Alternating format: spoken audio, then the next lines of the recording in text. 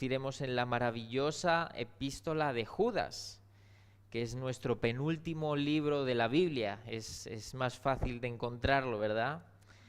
Es una epístola que nos advierte y que nos exhorta a contender ardientemente por la fe. Y así es como se llama este estudio o esta prédica: contiende ardientemente.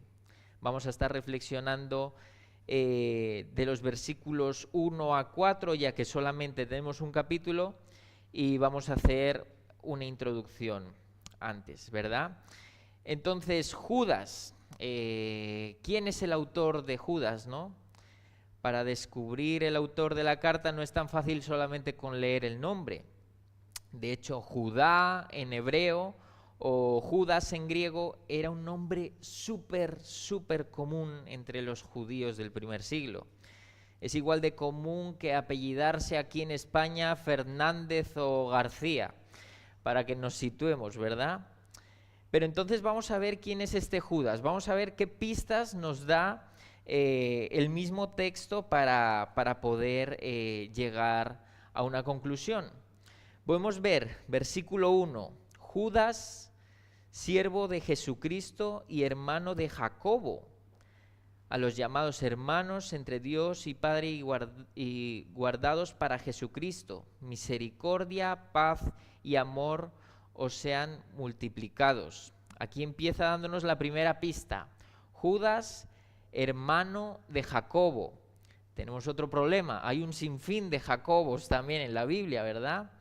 Pero bueno, podemos ver aquí que habla de Jacobo sin mucha más especificación.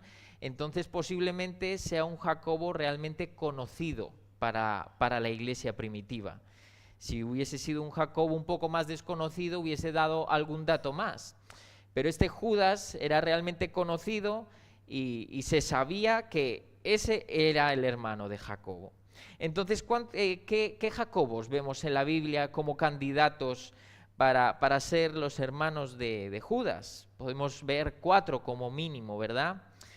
En primer lugar podemos ver Jacobo el mayor, apóstol, pero él no puede ser porque él es hermano de Juan apóstol. No habla de un tal Judas, ¿verdad? Podemos ver en el texto de Mateo 4, 21, cómo describe a Jacobo el mayor, que es hermano de Juan apóstol. Por otro lado, también hay un Jacobo el menor, también apóstol, ¿verdad? Es el hijo de Alfeo. Eso lo podemos ver en Mateo 10, 3, por ejemplo, pero no tenemos constancia de que este Jacobo tuviera ningún tipo de hermano relevante para la iglesia primitiva. En tercer lugar podemos ver a Jacobo, el padre o el hermano de Judas Tadeo. ¿Por qué digo padre o el hermano? Porque si leemos, por ejemplo, Lucas 6:16, dice que Judas era el hijo de Jacobo, también narrando en la lista de apóstoles. Pero en Hechos, hablando de los apóstoles, Hechos capítulo 1, versículo 13, dice: cuando hubieron entrado en la ciudad, subieron al aposento alto donde estaban hospedados Pedro, Juan, Jacobo y Andrés, Felipe, Tomás, Bartolomé y Mateo, y Jacobo, hijo de Alfeo, Simón Celote, Judas, hijo de Jacobo. Entonces aquí vemos la relación de Judas, hijo de Jacobo.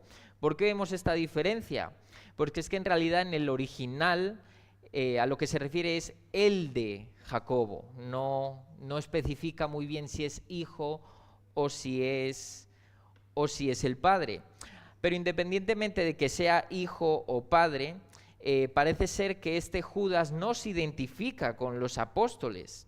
Vemos en el versículo 12 de nuestra carta de Judas, dice: estos son manchas en vuestros ágapes que comiendo...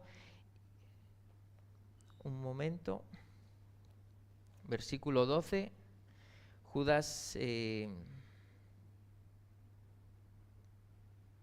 Judas 17 y 18 dice: pero vosotros, amados, acordaos de las palabras que antes fueron dichas por los apóstoles de nuestro Señor Jesucristo, quienes os decían: en los últimos tiempos habrá burladores que irán tras sus propias pasiones impías. Aquí está hablando en tercera persona. Él nos está incluyendo dentro de esos apóstoles. Entonces no podemos decir que era un apóstol. Entonces, ¿quién nos puede quedar? Pues Jacobo, el medio hermano de Jesús. Es quizás la opción más válida, ¿verdad? En Marcos 6, versículo 3 dice: ¿no es este el carpintero, hablando de Jesús, hijo de María y hermano de Jacobo, José, Judas y Simón? Vemos que está Jacobo siendo hermano de Judas, y aquí se presenta como Jacobo hermano de Judas. Entonces puede ser que encaje más bien, ¿verdad? De la misma manera que en este momento la palabra nos relata que ellos no creían en Cristo. Si leemos Hechos de los Apóstoles, dentro de la reunión de los creyentes ya estaban sus hermanos. Es decir, después de la ascensión de Cristo, sus hermanos ya creyeron en Él. Entonces podemos concluir que lo más probable es que este Judas era el medio hermano de Jesús. ¿Hasta ahí bien? ¿Vamos bien? Vale. Destinatario. A ver, el destinatario tampoco lo tenemos tan claro como otras cartas, pero también podemos sacar algunas conclusiones, ¿verdad? Basándonos en el texto. En el versículo 5 habla de la salvación de Israel, sacándolos de Egipto. En el versículo 6 podemos ver que el destinatario está familiarizado con la angelología del Antiguo Testamento. Vemos también el versículo 9 como el arcángel Miguel contiende contra Satanás. En el versículo 7 narra el acontecimiento de Sodoma y Gomorra. Versículo 11 y versículo 14 nombra personajes bíblicos del Antiguo Testamento como Caín, Balaam, Coré, Enoc, Adán. Entonces son demasiadas referencias al Antiguo Testamento, son demasiadas referencias a la cultura judía. Entonces esto nos puede llegar a pensar que el destinatario estaba familiarizado con la cultura y los textos del Antiguo Testamento. Algo en contra, para concluir esto, es que Judas está escrito en griego. Pero bueno, podemos fácilmente pensar que entre el año 50 y el año 70, que es como se estima la fecha de escritura de Judas, ya había muchas personas, si no la mayoría, que fueran bilingües. Entonces, como conclusión, lo más probable es que el destinatario pues tuviera algún contexto judío, alguna comunidad con un contexto judío. El género literario al que nos enfrentamos, en este caso estamos ante una epístola, y para más profundidad, que es una epístola, Sergio la semana pasada nos detalló muy bien y nos enseñó de forma excelente sobre ello. Pero en resumen es una carta que una vez leída era pasada los unos a los otros entre las diferentes congregaciones, ¿verdad? Entonces esto podemos dividirlo en introducción del versículo 1 al versículo 2, un cuerpo, un mensaje principal del versículo 3 al 23 y una doxología o una conclusión del 24 al 25. Algo muy característico del libro de Judas es que tiene muchos rasgos distintivos. Cuando estudiamos esta pequeña carta, vemos que tiene muchas particularidades. En primer lugar, vemos que tiene una amplísima relación Judas y Segunda de Pedro. Alguien que por favor pueda buscarme Segunda de Pedro capítulo 2 versículo 1, por favor. Segunda de Pedro capítulo 2 versículo 1. Cuando lo tenga, que levante la mano, que primero voy a leer yo la referencia de Judas. Pues se levantarán falsos profetas entre el pueblo, así como habrá también falsos maestros entre ustedes, los cuales encubiertamente introducirán herejías destructoras, negando incluso al Señor que los compró, Amén. Pero si leemos Judas, el versículo 4, dice, porque algunos hombres han entrado encubiertamente, los que desde antes habían sido destinados para esta condenación, hombres impíos que convierten en libertinaje la gracia de nuestro Dios y niegan al Dios único y soberano y a nuestro Señor Jesucristo. Vemos una similitud casi dictada, ¿verdad? Las similitudes hablan los dos de falsos maestros, hombres impíos, introducen herejías, contienden en libertinaje, niegan al Señor Jesucristo. Pedro dice que niegan a Dios y a Jesucristo, atraen sobre sí mismos destrucción. Pedro dice destinados para esta condenación. Y así podemos ver toda la carta de Judas. Voy a leer, por ejemplo, en el versículo 8 de Judas, no obstante, de la misma manera también estos soñadores mancillan la carne, rechazan la autoridad y blasfeman de las potestades superiores. Y si leemos segunda de Pedro, capítulo 2, versículo 6, dice, y si condenó por destrucción las ciudades de Sodoma y Gomorra, la misma referencia, reduciéndolas a cenizas y poniéndolas de ejemplo para los que habían de vivir impíamente. Vemos mucha relación. Podemos hacer un estudio de todos los versículos que veremos que tiene que ver. Tanta similitud tienen que se piensa que Judas fue basada en segunda de Pedro, porque posiblemente combaten las mismas herejías, ¿verdad? Hay gente que piensa que segunda de Pedro fue escrita antes, principalmente por el texto que leímos al principio, porque Pedro habla de algo futuro, un evento que va a acontecer en el futuro, y Judas está advirtiendo de algo que ya está pasando. Pero hay discusión en esto, pero bueno, tienen muchísimo que ver una carta con la otra. Algo que quizás es lo más notorio es que Judas tiene referencias a libros apócrifos o textos apócrifos. Camilo, ¿qué es un apócrifo? Bueno, pues un apócrifo es un libro, una carta, un texto no inspirado por el Espíritu Santo, ¿vale? Muchos eran considerados por los cristianos primitivos como fuente histórica o de otros aspectos, pero nunca como una norma inspirada como la que nosotros tenemos hoy en nuestra mano. Nunca, ninguna de las maneras. Ahora, no todos los apócrifos eran buenos ni eran relevantes, ya que más bien el significado de apócrifo en muchas ocasiones puede ser también falsificado o no auténtico. Pero Judas en su carta utiliza apócrifos judíos. Por ejemplo, utiliza Primera de Enoc, posiblemente en parte del versículo 6 al versículo 7 y del versículo 14 al versículo 15 de una manera clara. También habla de la lucha por el cuerpo de Moisés en el versículo 9. Esto no lo vemos en ninguna parte del Antiguo Testamento, pero era algo que comúnmente se hablaba, se creía, pero bajo ninguna circunstancia están dentro de las Escrituras. Por esto, al cerrar el canon bíblico, había muchas dudas de si incluir a Judas o no.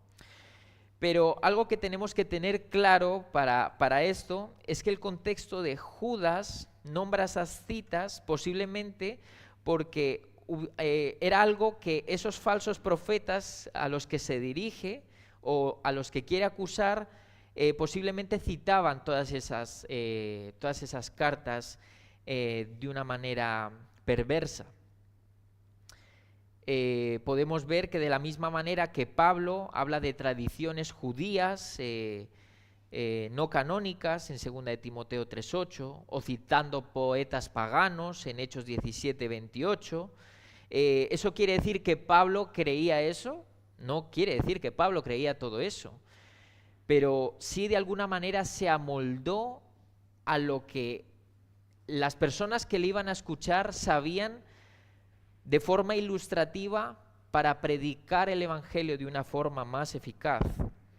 Es decir, estas citas no son inspiradas por Dios, pero Dios llevó a estos hombres a usar estas citas para hablar a su congregación. Ese uso sí podemos ser que es llevado por el Señor.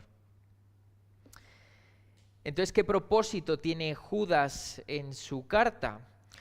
Podemos ver a Judas como una carta muy enérgica. Ya veis que es una página, poco más, dependiendo del tamaño de tu Biblia.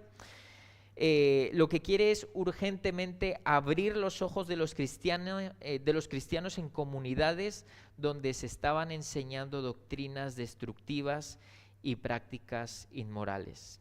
Este es el propósito que vamos a estudiar y desglosar de ahora en adelante, cada vez que me toque predicar los miércoles. Entonces pasamos ya al estudio del texto. Podemos ver, como la prédica se llama, contiende ardientemente. El problema es que actualmente la iglesia está enferma, hermanos. Infinidad de corrientes doctrinales falsas, heréticas del infierno, en los últimos años han establecido sus enseñanzas en congregaciones posiblemente que en algún momento, hace unos años, eran fieles a la palabra del Señor. Uno de los problemas más destacados que podemos ver a día de hoy es que con la globalización, con Internet, la Iglesia Universal le ha puesto oído a una corriente de predicadores, ladrones, ávaros, que con su lengua han quemado la vida de muchos. Y también sus oyentes, ¿no? Que de la noche a la mañana, sin ningún tipo de preparación en la palabra, sin ningún tipo de conocimiento de ella, por sueños, por visiones de parte de quién sabe quién, se vuelven pastores y como su ejemplo a seguir son los que antes nombramos, pues como conclusión tenemos una iglesia liderada por ignorantes de la palabra de Dios, que dirigen a personas que por escuchar a Dios en medio de los mensajes le dan aprobación, le dan su tiempo y por qué no también le dan su dinero. Mateo 7:15 dice: guardaos de los falsos profetas que vienen a vosotros con vestidos de ovejas, pero por dentro son lobos rapaces. No solo son agentes externos que pervierten la palabra de Dios y corrompen la iglesia, sino que dentro de las propias iglesias surgen personas que con el tiempo adquieren pensamientos desviados y expanden como un virus en un cuerpo sano las malas enseñanzas, haciendo caer al débil. Vamos a leer, si me podéis acompañar, en Hechos, capítulo 20, del 29 al 31. Hechos, capítulo 20, del 29 al 31.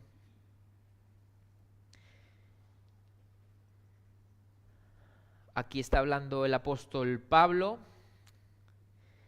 y dice así, Hechos 20 del 29 al 31, porque yo sé que después de mi partida entrarán en medio de vosotros lobos rapaces, que no perdonarán al rebaño, y de vosotros mismos se levantarán hombres que hablen cosas perversas para arrastrar tras sí a los discípulos.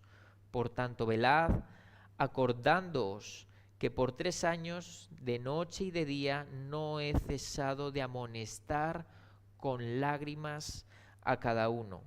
Este con lágrimas es el mismo sentir que tiene ahora mismo Judas dirigiéndose a la congregación. Entonces podemos leer en nuestra carta de hoy, desde el versículo 3 al versículo 4. Amados, por el gran empeño que tenía en escribiros acerca de nuestra común salvación, he sentido la necesidad de escribiros exhortándoos a contender ardientemente por la fe, que de una vez para siempre fue entregada a los santos. Pues algunos hombres se han infiltrado encubiertamente, los cuales desde mucho antes estaban marcados para esta condenación, impíos que convierten la gracia de nuestro Dios en libertinaje y niegan a nuestro único, soberano y Señor Jesucristo. podemos ver en esta introducción del motivo que Judas tenía la intención de escribirle a sus hermanos, quizás con una carta de exhortación o con una intención doctrinal. Pero al ver la situación realmente peligrosa que estaba teniendo esta comunidad, vio la necesidad clara de advertirles de ese peligro. De la misma manera que si tu hijo va a cruzar la carretera persiguiendo su juguete, o de la misma manera que paras a un ser querido que sin darse cuenta por su despiste se va a caer por un acantilado, por un precipicio, así Judas, de esa misma manera Judas está hablando a sus hermanos. Ahora puedes decir, Camilo, esto es un poco exagerado, un poco peliculero, pero se queda corto estos ejemplos cuando la salvación de los que no han sido creyentes y estaban en esta congregación y la santidad de toda esta comunidad estaba en juego. Las palabras de Judas, las palabras que Judas usa exactamente es exhortándoos a contender ardientemente por la fe. Ahora yo te pregunto, cuando tú ves la mala enseñanza en la iglesia, cuando tú ves la mala enseñanza que tienen algunos creyentes, ¿cuál es tu reacción? Aquí no está, hay que aclarar, aquí no está hablando de agarrar a bilbileazos a la gente, a aquel que se está equivocando con lo que está diciendo, ¿verdad? Sino a que no tenemos que ser pasivos, hermanos, ante la falsa enseñanza y en especial a la falsa enseñanza intencionada, ¿verdad? Continúa en el versículo 3 diciendo, exhortándoos a contender ardientemente por la fe que de una vez y para siempre fue entregado a los santos. Ahora esto es muy importante, Judas lo tiene muy claro. Pese a la brevedad de esta carta, Judas tiene muy claro que la salvación, una vez dada por Dios, por gracia, no tiene fecha de caducidad. Podemos ver Efesios 2, del 8 al 9, porque por gracia habéis sido salvados por medio de la fe, y esto no de vosotros, sino que es don de Dios, no por obras para que nadie se gloríe. Esto podemos casarlo con el mensaje de Judas, que Judas no les pide contender porque la salvación de los creyentes a los que se dirige está en peligro. Él, como el resto de la Escritura, dan por hecho que la salvación, una vez dada por Dios, no reposa en la capacidad del individuo, en la capacidad de permanecer en ella, de permanecer en la fe, sino de la gracia que Dios proporciona al pecador por amor a su nombre. O como dice Pablo explicando esto mismo para alabanza de la gloria de su gracia. En las siguientes sesiones, en la doxología, vamos a reflexionar un poco más sobre esto.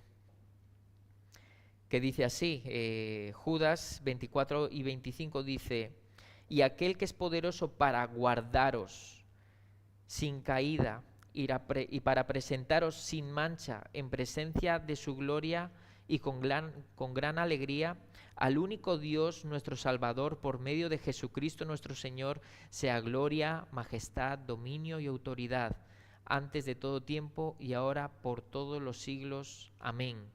Aquí vemos una soberanía de Dios ante la salvación de esos creyentes a los que se está dirigiendo, que Judas no sabe el futuro de lo que pasará con esa congregación de esos santos.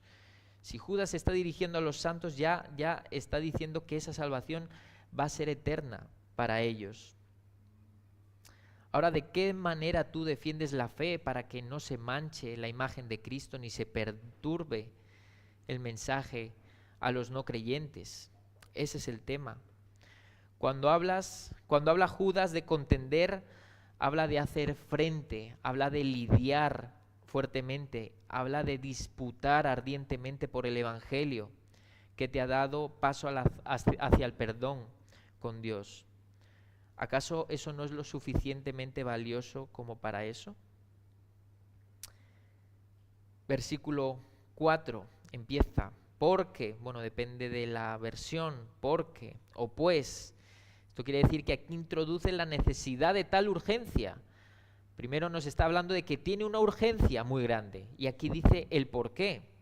Versículo 4, pues Leo de las Américas: pues algunos hombres se han infiltrado encubiertamente, los cuales desde mucho antes estaban marcados para esta condenación, impíos que convierten la gracia de nuestro Dios en libertinaje y niegan a nuestro único soberano y Señor Jesucristo. Aquí introduce la necesidad de tal urgencia. Algunos hombres se han infiltrado encubiertamente, dice Judas. Tanto la infiltración de estos hombres como el mensaje, si lo leemos en el texto original, nos habla de que eso no fue de la noche a la mañana. Eso fue de forma pasiva, de forma paciente, de forma progresiva. Posiblemente llegaban a la congregación como predicadores o profetas itinerantes, como habían muchos en la iglesia del primer siglo. Pero cuando nosotros vemos que se introducen herejías o que se introducen pensamientos del mundo, no vemos que de repente llega alguien aquí, se pone y lo grita a los cuatro vientos. Es algo poco a poco, lentamente, que si la persona, que si el miembro de la iglesia no está preparado, si el miembro de la iglesia es débil, no reflexiona en la palabra de Dios, no compara el mensaje con la palabra de Dios, lo que tiene como consecuencia es que al final esa persona va a estar confundida. De la misma manera que hemos tenido la conferencia con David Barceló sobre la psicología y cómo impacta dentro de la iglesia, que las predicaciones hoy son sesiones psicológicas o sesiones motivacionales que poco tiene de la palabra de Dios, que cogen un versículo y luego empiezan a hablar de lo bien que te irá en la vida. Esto es algo que no pasa de la noche a la mañana. Esto es algo que se ha ido cultivando de poco en poco y la iglesia no ha puesto freno a esto. Ahora, ¿quiénes eran estos hombres? El versículo 4 los nombra como impíos, los nombra como gente con apariencia de piedad, ganándose los corazones que confunden, que desvían de la verdad. Una persona aleatoria que de repente llegó y creó una idea sobre la marcha, no. Fue una persona que ya traía una idea y que intencionalmente la introdujo a la iglesia. Gálatas 1, del 6 al 7 dice: estoy maravillado de que tan pronto os hayáis alejado del que os llamó por la gracia de Cristo para seguir un evangelio diferente. No que haya otro, sino que hay algunos que os perturban y quieren pervertir el evangelio de Cristo. En el caso de los herejes que se refiere Judas, convertían la gracia en libertinaje, nos dice el versículo 4. Ya mismamente advertía Pablo en Romanos 6 del 1 al 2, muertos al pecado, ¿qué diremos entonces? ¿Continuaremos en pecado para que la gracia abunde? De ningún modo.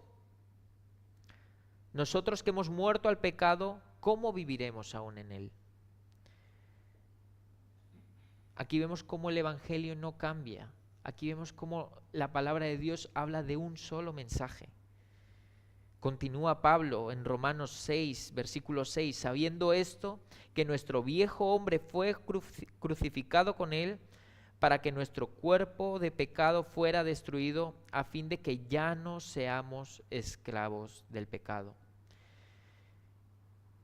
Judas está hablando de la misma manera que Pablo por una salvación por gracia.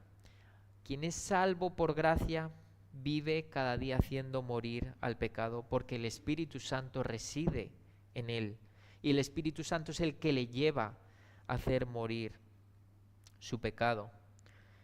No existe un creyente que ame el pecado.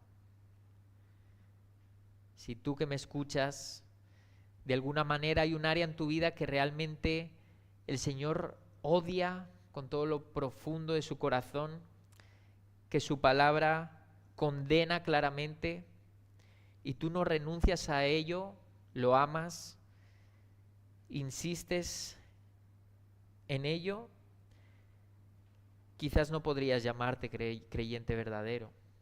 Un creyente puede luchar con su pecado, puede sufrir con su pecado. Nosotros nos dolemos con nuestro propio pecado, pero en ningún modo amamos ese pecado que nos lleva a rechazar al Señor. El versículo 4 continúa y dice: y niegan a nuestro único, soberano y Señor Jesucristo. La persona que diga que sigue a Cristo, que te encuentres por la calle, ojo, no significa que sea seguidor del Cristo de las Escrituras. Actualmente hay un sinfín de Cristos, ¿verdad? Puedes, como hablábamos antes, escuchar un sinfín de predicaciones por internet, que en medio de sus predicaciones puede ser que utilicen la palabra de Dios, puede ser que hablen de Cristo, pero su mensaje es totalmente contradictorio con lo que dicen las Escrituras.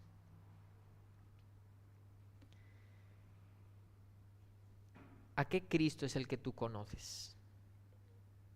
¿El Cristo que tú conoces es basado en lo que has aprendido a lo largo de los años?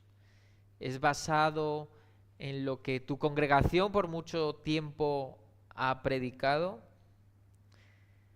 Más bien la pregunta es, ¿esa predicación es conforme a la palabra de Dios? Dios nos dejó su palabra para conocerle a Él y para enseñar sobre Él. Por eso cualquier predicación, cualquier exposición, cualquier pensamiento, cualquier devocional, cualquier oración, si no está pasada por el filtro de la Escritura, no está hablando del Cristo de la Escritura. Ahora, hermanos, ¿de qué manera nosotros estamos contendiendo ardientemente por nuestra fe? ¿Qué es lo que realmente a nosotros nos lleva a luchar todos los días? ¿De qué manera estamos reaccionando frente a las malas enseñanzas? Frente a doctrinas de la prosperidad, frente a congregaciones que rechazan a Cristo, frente a congregaciones que exaltan a la persona, la necesidad de la persona, y ven a Dios como el objeto que le soluciona sus problemas. ¿De qué manera estamos contendiendo con esas iglesias que realmente siguen a personas concretas, pero no siguen al Dios verdadero? ¿De qué manera estamos dejando que eso impacte en nuestra vida? ¿Qué predicadores estamos escuchando por internet? ¿Realmente tenemos la veracidad de lo que están diciendo a pesar de su mensaje motivacional, su mensaje bonito, su mensaje con millones de visitas? ¿Qué mensaje estamos escuchando, hermanos? Más adelante vamos a ver Judas cómo continúa recordando a través de la palabra de Dios, a través de casos bien conocidos, cómo realmente compara a estas personas con las condenaciones más horribles que han pasado en la Escritura. Comparan a estas personas la condenación que tienen con Sodoma y Gomorra, con Egipto y con algunos más. ¿A quién estamos prestando nuestros oídos, hermanos? Realmente es totalmente necesario que escudriñemos individualmente nuestras Escrituras, que no nos conformemos con llegar aquí, escuchar, masticar e irnos para casa. ¿Cuánto tiempo pasamos delante de la palabra de Dios? ¿Cuánto tiempo pasamos en oración? No podemos conocer a Dios si no conocemos su palabra. Recuerdo el texto en Juan, si me acompañáis, Juan, capítulo 5, versículo 39.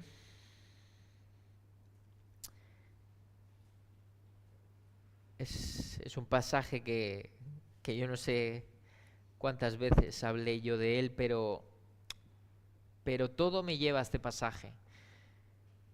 Cristo acababa de sanar al paralítico de Betesda en un día de reposo.